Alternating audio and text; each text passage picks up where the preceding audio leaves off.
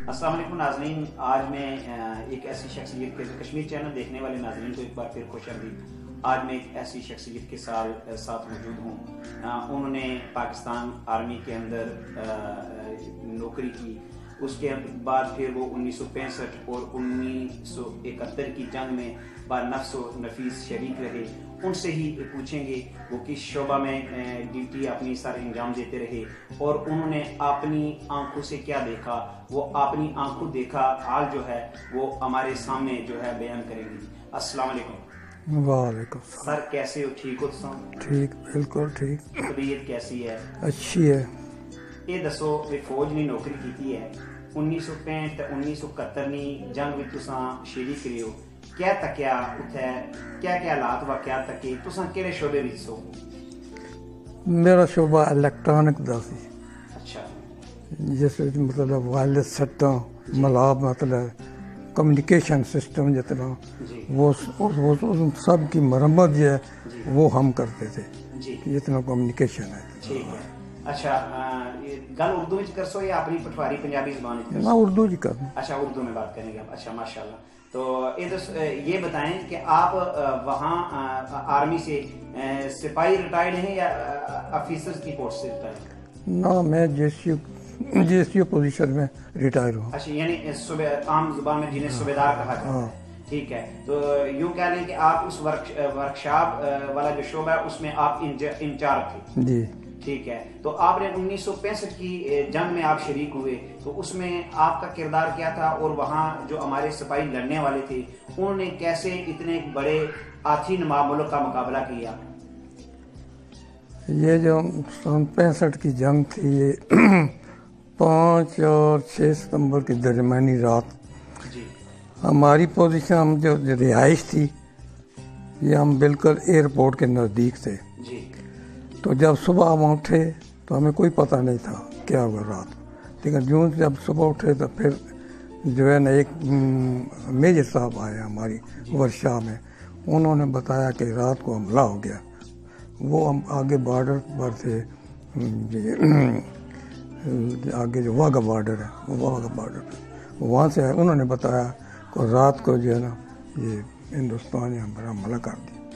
تو پھر ہمیں سب کو پتہ چلا۔ اس کے بعد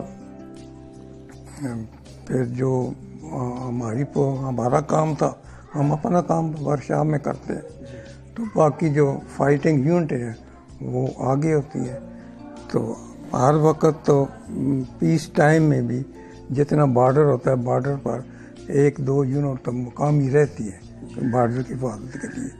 تو اس وقت ہماری جو 17 پنجاب رجمنٹ تھی وہ آگے واگا بارڈر تھی۔ جو انہوں نے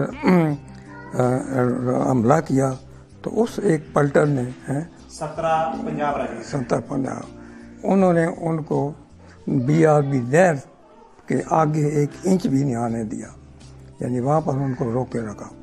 روکنے کی کیا پلاننگ تھی؟ انڈین آرمی، ہم نے تو تاریخ پڑھی ہے، انڈین آرمی کی خواہش تھی کہ وہ واگا بارڈر رات کو، یعنی واگا بارڈر سے لاہور شہر کو ایک ڈبل ڈیکر بسیں چلتی تھی، تو وہ رات کو جدھر سے لاہور سے جاتی تھی واگا بارڈر، وہ رات کو وہاں کھڑی ہوتی تھی، صبح وہاں سے آتی تھی۔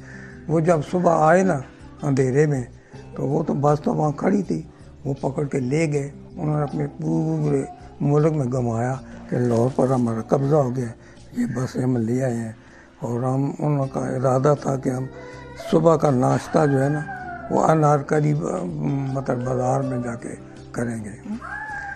لیکن ہماری جو وہ 17 پنجاب رجمنٹ تھی، بہت بہادر یونٹ تھی، انہوں نے ان کو مطلب روکے رکھا، ان کو آگے نہیں بڑھنے دیا، وہ وہیں روکے رہے۔ اس کے بعد حالانکہ ہماری جو وہاں یونٹ تھی وہ حالت جنگ کے لیے تیار نہیں تھی، وہ تو روٹین میں وہ اپنی ڈیوٹی دے رہے تھے نا، وہ تو لو لشکر لے کر پوری تیاری کے ساتھ دشمن پر حملہ۔ ہاں، تو وہ تو اپنی مطلب روزانہ کی روٹین جو تھی، جو بارڈر پہ وہ ڈیوٹی کرتے ہیں، اس میں تھی۔ اس وقت اتنا جدید نظام تو نہیں تھا، نہ تو میرا خیال ہے ٹی وی اویلیبل تھی کہ آپ ٹی وی کے اوپر خبریں، ریڈیو کی سہولت آپ کو موجود تھی. تو آپ کو ایک وقت میں ایسا لگا کہ ہندوستان پاکستان پر قبضہ کر لے گا یا ہمیں دبا لے گا؟ کوئی ڈر، کوئی خوف؟ نہیں، ایسے کوئی بات نہیں تھی. جب ایک رجمنٹ نے ان کے پورے پتہ نہیں کتنا انہوں نے حملہ کیا، اس کو روکے رکھا، تو پھر ہم کیسے خوفزدہ ہو جاتے کہ یہ لاہور میں آ جائے گا، یہ ہمارے گھر. آپ کی ڈیوٹی ورکشاپ میں تھی، آپ صوبیدار یعنی انچارج تھے اس ورکشاپ میں. اس وقت میں آپ کو بھی یہ خواہش پیدا ہوئی کہ میں آگے چلا جاؤں یہ ڈیوٹی چھوڑ کر؟ نہیں، اس وقت میں صوبیدار نہیں تھا، اس وقت میں حوالدار تھا. حوالدار بھی نہیں تھے، بلکہ اس وقت میں سپاہی تھا. 65 میں اس وقت میں سپاہی تھا. 71 کی جنگ میں حوالدار تھا. اس کے بعد تو آپ نے 71 کی جنگ کرنی شروع کی. جی. تو وہ 65 کی جو ہماری ورکشاپ تھی نا، وہ ایک قسم کی وہ اسٹیٹک تھی، اس طرح کہ ہم شہر میں تھے، لاہور شہر میں ہماری ورکشاپ ہوتی تھی. جب حملہ ہوا تو باقی جو پشاور ہے آگے پیچھے انہوں یونٹوں سے موو کرنا تھا. جب وہ یونٹیں موو کرتی ہیں تو پورا ان کا ساتھ جتنا میں سپلائی کیا، ورکشاپ میں کیا، ہر چیز ان کے ساتھ پھر موو کر دیا کسی ہے. تو وہ جو موو کرنے والے تھے وہ تو ایک جگہ ٹک نہیں سکتے تھے نا. ہماری ورکشاپ چونکہ تھی لاہور میں تو جتنا بھی کام تھا نا، پیس ٹائم میں ہمیں الاٹ ہوتی ہیں کچھ یونٹیں، ہم صرف ان کا کام کرتے ہیں، دوسرے کا نہیں کرتے. لیکن جب اس جنگ کا ٹائم آ جائے پھر اس وقت ہمیں یہ آرڈر ہوتا ہے کہ کوئی بھی چیز آئے، کسی بھی یونٹ کا ہو، چاہے پولیس کا ہو، چاہے رینجر کا ہو، جس کا بھی سامان آئے وہ آپ نے ٹھیک کرنا. تو ہم کیا کرتے تھے، پوری رات اگر ہمیں کام کرنا پڑے تو ہم وہ بلیک آؤٹ کر کے ہم وہ پوری رات کام لگے رہتے. بلیک آؤٹ سے مراد یعنی کہ اپنے آپ کو چھپا کر؟ ہاں، اچھا، یعنی لائٹ باہر نہ جائے. بلیک آؤٹ کا یعنی باہر اندھیرا ہو، بالکل لائٹ باہر نہ جائے، تو اندر ہم کام کرتے تھے.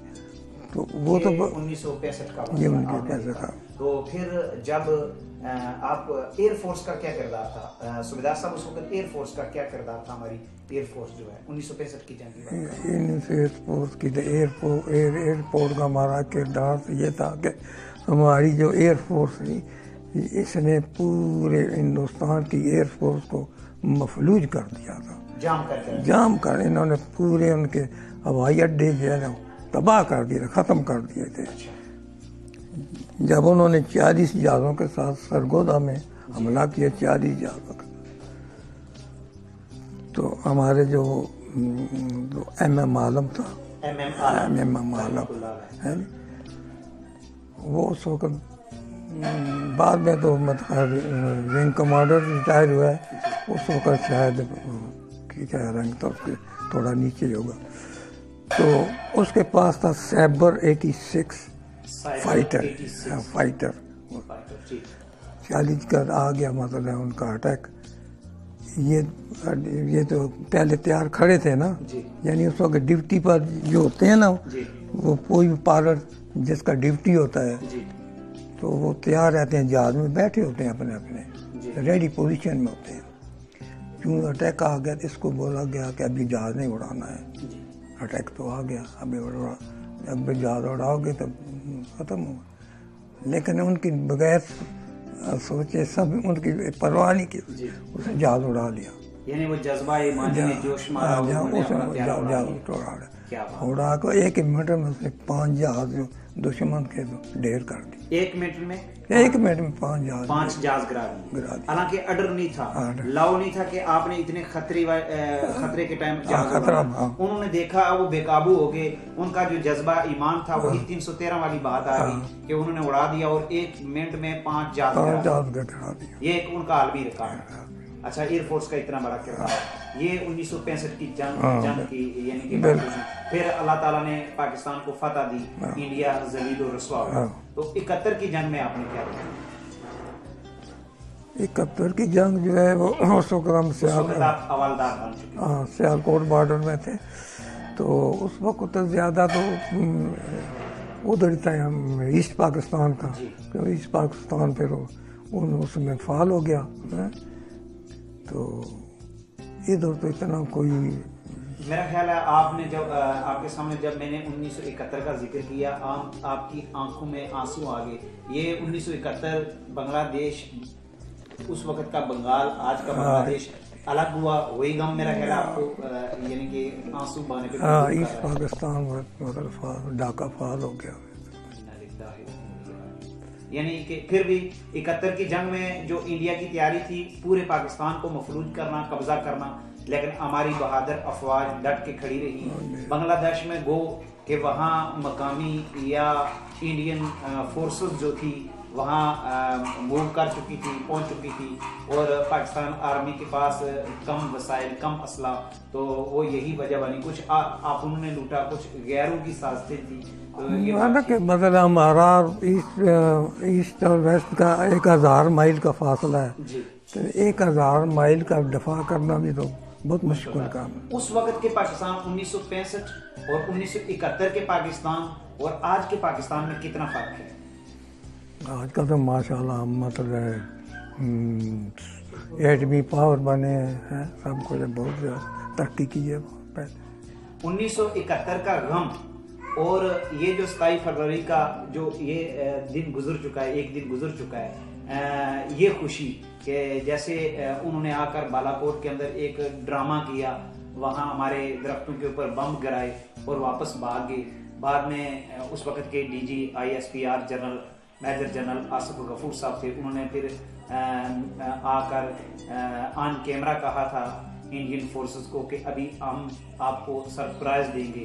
وہ سرپرائز دے کر وہ 1971 کا غم تھا وہ میرا خیال ہے کچھ کم ہوا. جی ابھی دیکھیں یہ پچھلے سال کی بات، آج کا 2 سال ہو چکے. یہ دوسری یعنی کہ 9 فروری کا واقعہ ہے. 9 فروری میں، جی 9 فروری سے 27 فروری کا ہم نے ان کے تیار 27 فروری کو جو 2 گرائے تھے. 27 فروری تھا. 27 فروری.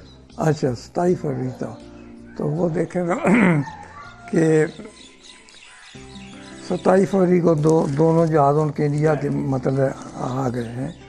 ان کو خبر ہوئی جنگ، تو یہ وہاں فوراً پہنچے ہیں، تو دونوں جہازوں کو انہوں نے گرا دیا. ان کا پائلٹ پکڑ لیا. ان کا پائلٹ پکڑ گیا اور ان پر اتنا روب جما ہے کہ وہ آج کیا دوبارہ ان کے مطلب جرأت نہیں پڑی کہ ہم بارڈر کراس کریں اور پاکستان کا حملے کریں. اچھا، اگر خدا جیسے 1965 میں انڈیا نے غلطی کی، آیا منہ کی کھانی پڑی، 71 میں اس نے سازش کر دی، اس کا ہمیں نقصان ہوا جس کا ہماری آنے والی نسلوں کو بھی اس کا افسوس رہے گا. آج کے پاکستان پر اگر انڈیا حملہ آور ہوتا ہے تو کیا کہتے ہیں کہ پاکستان کا رد عمل جو ہے، ایک ہوتا ہے نا عمل انڈیا کرے گا، رد عمل پاکستان کا ہوگا. کبھی بھی پاکستان ایک ذمہ دار ریاست ہے، یہ ایسی کبھی نہیں کریں گے. جب بھی شرکت کرے گا تو انڈیا کرے گا. بالکل یہ پہل نہیں کریں گے. اگر ان پر اگر اس طرح کوئی مطلب دشمن نے ہمارے میلی آنکھ کی طرف کر کے دیکھا تو یہ اس کا جواب جو ہے نا منہ توڑ جواب دیں گے اس کا. یعنی پھر وہ ہندوستان کی انڈیا کی آخری جنگ ہوگی اگر اب کی بار یا کبھی اس نے دوبارہ غلطی کی، پاکستان کو طرف میلی آنکھ سے دیکھا. ایسا ہی ہے. پہلے یہ بات اس کی ابھی ضرورت نہیں پڑتی کہ وہ ہمارا بارڈر کراس کرے. آپ کی ایج اس وقت کتنی ہو چکی ہے؟ اس وقت میری 83 ایئر کے آپ ہو چکے ہیں. تو یہ بتائیے گا کہ اس وقت کے جو آپ کے ساتھ لوگ نوکری کر رہے تھے، کچھ لوگ شہید ہو گئے، کچھ غازی ہو کر لوٹ آئے، ریٹائرڈ ہو گئے، وہ اب یاد آتے ہیں؟ ہاں بالکل یاد آتے ہیں. بہت زیادہ ان کی یاد آتی ہے. کبھی کوئی ملنے بھی آتا ہے آپ کو؟ اس وقت کا گہرا دوست ہوتا ہے نا آرمی کے اندر، آپ ایک کمرے میں رہتے ہوں. ہاں بالکل. مجھے گہرا دوست پنڈی میں ہے، راول پنڈی میں. وہ ملتا ہے، اس پہ میری ٹیلی فون پہ بھی بات چیت ہوتی ہے. اور ایک اور گہرا دوست، 2 اور دوست تھے، بلکہ 3 دوست تھے جو ابھی دنیا فانی سے رخصت ہو گئے. اچھا، وہ یعنی پرانے دوست یاد آتے ہیں. تو ابھی آپ کی صحت کافی یعنی کہ خراب ہے. اگر خدا نخواستہ کوئی ایسا جنگ کا سامان بن جاتا ہے، آپ کو آپ کی یونٹ واپس بلاتی ہے، تو آپ چلے جائیں گے؟ جو قانون ہے نا کہ اوور 60 وہ بلاتے ہی نہیں ہے، لیکن سنو، لیکن اگر ایسا کوئی موقع آ گیا اور صحت میں اجازت دی ہے اور میں اپنی مطلب والنٹیئر ہو کے چلا جاؤں. اچھا، اب بھی اگر خدا نہ خواستہ ایسا وقت آ جاتا ہے ملک کے اوپر تو آپ یعنی کہ ذہنی طور بالکل تیار ہے، جسم اجازت نہیں دے رہا لیکن آپ کا جو مائنڈ ہے، ذہن ہے یا وہ جذبہ ہے وہ بالکل موجود ہے کہ آپ چلے جائیں گے، آپ لڑنے کے لیے آج بھی تیار ہیں. کیا بات ہے، کیا بات ہے، آپ کے جذبے کو سرخ سلام. آپ نے اپنا جو ہے قیمتی وقت دیا، آپ نے اپنا قیمتی وقت دیا.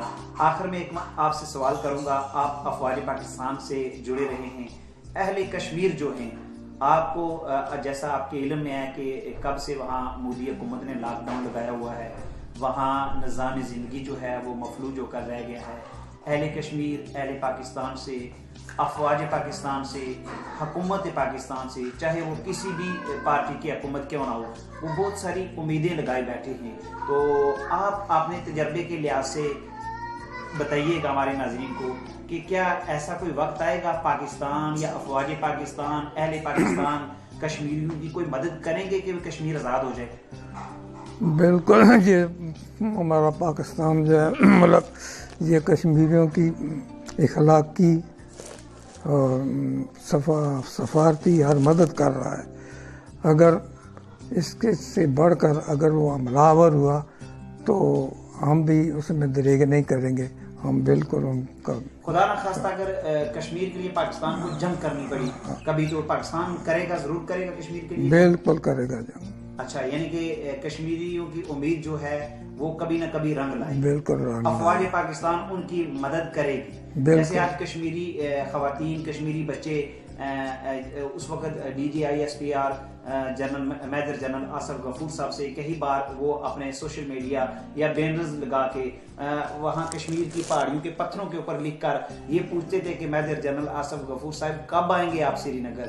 تو یعنی کبھی نہ کبھی میجر جنرل آصف غفور صاحب ہوں یا کوئی اور ضرور جائے گا سری نگر. بالکل بالکل جائے گا. بڑی بات ہے. تو کشمیر چینل کے لیے آپ کیا کہیں گے آخر میں؟ کشمیر چینل کے لیے آپ کیا کہنا چاہتے ہیں؟ یہ بہت اچھا چینل ہے جو ہمیں معلومات دیتا ہے، ہمیں پتہ چلتا ہے. جی بس میری بھی کوشش یہی ہوتی ہے. سردار راجہ محمد افضل خان صاحب، آپ نہایت بزرگ ہستی ہیں، میری بھی کوشش یہی ہوتی ہے جو لوگ گمنام ہو چکے ہیں، یعنی گمنام سے مراد کہ آپ 1965-1971 کی جنگ کے ہیرو ہیں، آپ نے وہاں ایک بہت بڑا کردار نبھایا. جیسے آپ نے کہا کہ ہم نے راتوں رات یعنی کہ بالکل نیند ہمارے پاس سے بھی نہیں گزری، ورکشاپ کی آپ کی ڈیوٹی تھی سخت ترین، چاہے وہ پشاور سے یونٹ آئی ہے اس کی چیزیں ہیں، مشینری ہے، وہ بھی آپ نے ٹھیک کرنی ہے، چاہے کوئی سیالکوٹ سے آیا ہے، ملتان سے آیا ہے، تو آپ نے وہاں دن رات ڈیوٹی کو جو ہے سر انجام دیا. جنگ کے اندر آپ با نفس و نفیس شریک رہے، آپ نے جو آپ کی ڈیوٹی تھی اس کے مطابق آپ نے اپنا کردار نبھایا. اللہ تعالیٰ آپ کو سلامت رکھے، عمر دراز عطا فرمائے. میں آپ کا نہایت مشکور و ممنون ہوں، آپ نے اپنا قیمتی وقت جو ہے وہ کشمیر چینل کو دیا. بہت بہت شکریہ آپ کا. ناظرین، آپ نے صوبیدار راجہ محمد افضل خان صاحب کی گفتگو سنی. انہوں نے اپنے زندگی کے اندر جو دو جنگوں میں یہ با نفس و نفیس شریک رہے. 1965 کا انہوں نے ذکر کیا تو ان کا جذبہ کچھ اور تھا. جب میں نے 1971 کے بارے میں سوال کیا تو ان کی آنکھوں میں آنسو آ گئے. پھر میں نے ان کو 27 فروری والا ابھی نندن والا واقعہ یاد کروایا تو ان کے چہرے پر مسکراہٹ بلکہ یہ کھلکھلا کے ہنسے، یعنی خوشی ہوئی ان کو کہ ابھی نندن کو پاکستان ایئر فورس نے گرایا، اسے پکڑا، پھر وہاں سمانی کے مقام پر کشمیری کمیونٹی نے چپیڑیں ماری، پھر بعد میں چائے پلائی، ہندوستان کی پوری دنیا میں رسوائی ہوئی، پھر ابھی نندن کو ہم نے واپس کیا. اللہ تعالیٰ ملک پاکستان، افواج پاکستان کی مدد فرمائے اور کشمیر کے مسلمانوں کو آزادی کی نعمت عطا فرمائے. چودھری عاصم احمد کشمیری کو دیجیے اجازت. دیکھتے رہیے کشمیر چینل. اللہ نگہبان.